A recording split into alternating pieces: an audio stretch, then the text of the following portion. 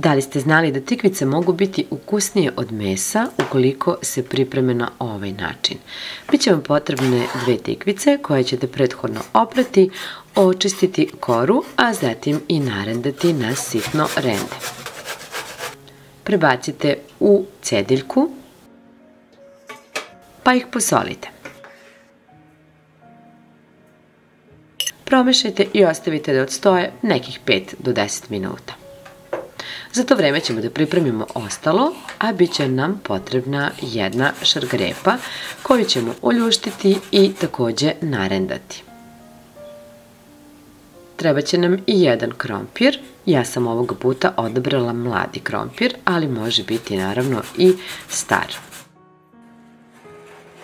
Takođe i jedan mladi luk koji je potrebno naseckati ovako sitno. Nakon 5 minuta tikvice su pustile tečnost i sada je potrebno da ih dobro ocedimo. Oceđene tikvice kao i mladi luk prebacujemo u jednu drugu posudu, a takođe je potrebno da se ocedi i krompir. Dodajemo zatim i šargarepu, kao i jedan čen mladog luka.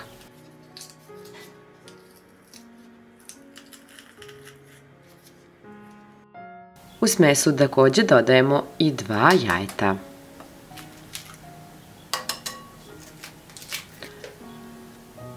Ja sam dodala najpre 3 kašike griza, a zatim sve promešala.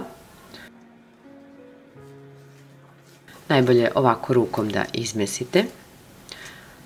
A zatim dodala još jednu kašiku. Po potrebi možete dodati znači 3 do 5 kašika griza. Narendajte 100 g kačkavalja.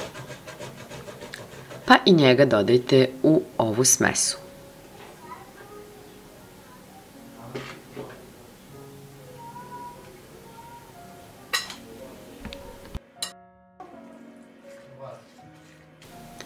Kada smo promešali sve, formirat ćemo ćuftice. Veoma se lako oblikuju i formiraju. Po potrebi malo pritisnite kako biste otklonili višak tečnosti.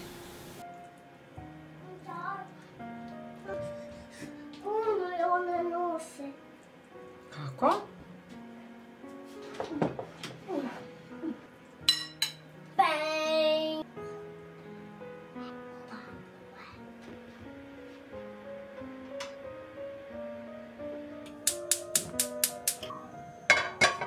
U tiganj sipajte ulje i kada se dobro zagreje, spuštajte jednu po jednu ćufticu. A zatim pržite na umerenoj temperaturi nekoliko minuta sa obe strane dok lepo ne porumene. A dok se tikvice budu pržile, pokazat ću vam kako da napravite jedan predivan umak koji se odlično slaže uz njih. Biće vam potreban jedan kiseli krastavčić koji ćete narendati na sitno rende.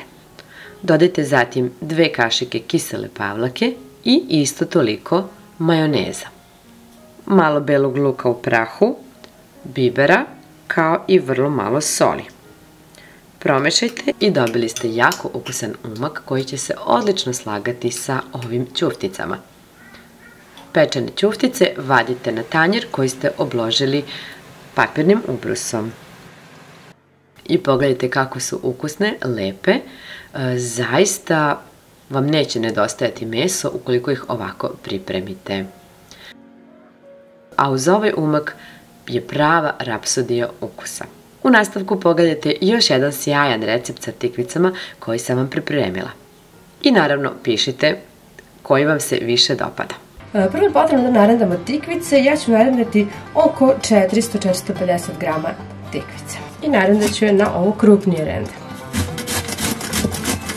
Kada smo narendali tikvicu, dodat ćemo malo soli, promešati sve i ostaviti nekih 2-3 minuta, čisto malo da tikvice ispuste višak vode. Za to vreme ćemo da naseckamo malo peršuna. Ne morate celu vezicu, možete ovako malo da naseckate čisto za lepši ukus. Inače, tačno sam narendala 450 grama tikvice. Nakon par minuta tikvice su pustile vodu i sada je potrebno samo ovako da ih malo ocedite u šaci i da prebacite oceđenu tikvicu u drugu činiju. Dodat ćemo i jaja.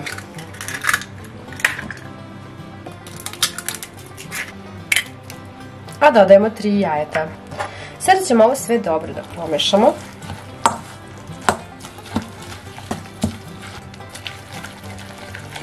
Pa da dodamo brašno.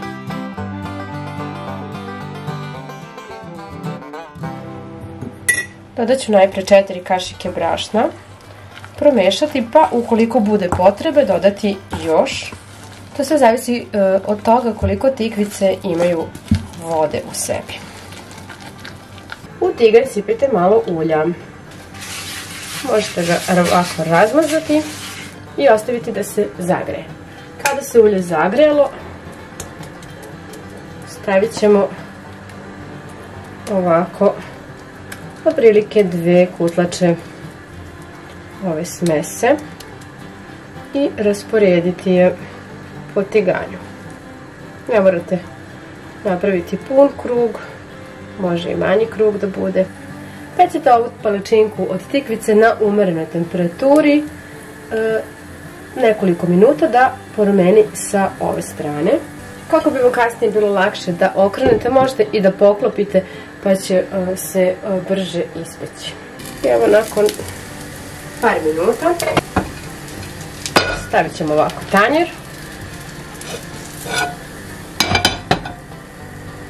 pa okrenuti tikvicu i vratiti je još malčice da se dopeče. Nastavljamo postupak dok ne potrošimo svu smesu. Dok se tikvice budu pekle, mi ćemo da pripremimo jedan fil kojim ćemo da ih punimo. Ovdje ima oko 100 grama feta sira koji ću ja sad ovako da izgnječim. Izgnječit ćemo zatim jedan čajan belog luka. Dodati pola kašičice slatke začinske paprike. A za sve vas koji volite ljuto, dodajte malo tucane ljute. Ja ću ovdje da nameljem ovaj miks začina gdje ima bibera i ima ljute tucane paprike. Ako ne volite ljutu tucanu papriku, dodajte samo malo bibera i slatku začinsku. Ovo ćemo sada da sve promešamo. Dodamo još malo paprike, slatke začinske. Ipak ćemo dodati celu, jer mi nešto ova nije mnogo crvena, a želim malo jaču boju. A u sve ovo ću dodati i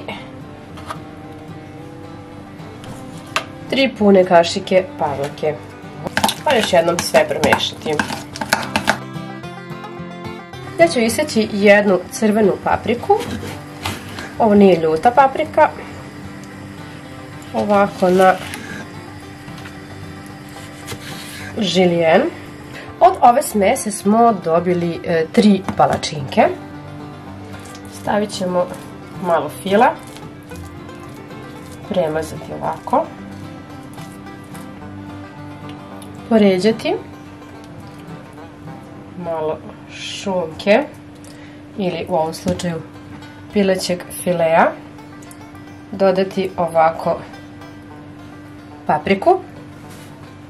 Pa urolati palačinku.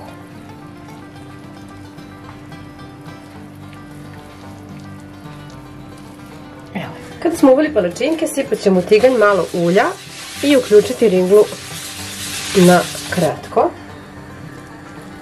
Vratiti ovako. Staviti naravno minimalnu temperaturu. Vratiti ovo nazad. Pa preko naredati vrlo malo sira. Evo ovako. Poklopiti i ostaviti da se ovaj sir malčice otopi. Sir se otopio i večera je spremna. Možete sačekati da se skroz ohladi, da se stegne, a možete i ovako toplo jesti. Ja volim i jedno i drugo.